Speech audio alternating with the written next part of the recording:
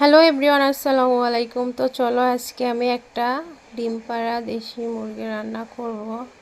আহ, তো এই মুরগিটা কিন্তু অনেক বড়, প্রায় 3 কেজি মতন মাংস আছে। আর তেল যা পরিমাণ হয়েছে, এই মুরগিটা অনেক বেশি মজা হবে খেতে। আর বিশেষ করে এই তেল আর ডিম পাড়া মুরগি খেতে কিন্তু বেশ ভালো লাগে। তো আমি মাংসটা ধুয়ে উঠাই নিলাম। আর এখানে মশলা দিয়েছি শুকনা মরিচ, পেঁয়াজ, রসুন, তারপর জয়ত্রী, সাদ মানে সবুজ যে এলাচ, ওটা কালো এলাচ, লবঙ্গ, গোলমরিচ, দারুচিনি, তেজপাতা সব কিছু দিয়ে আদা রসুন টসুন দিয়ে ব্লেন্ড করে নিয়েছি। এবার মাংসটা কষিয়ে নেবার। আমি এখানে কিন্তু কোনো প্রকার পানি ব্যবহার করিনি, শুধুমাত্র মাংসের থেকে যে পানিটা বের হয়েছে ওইটাই।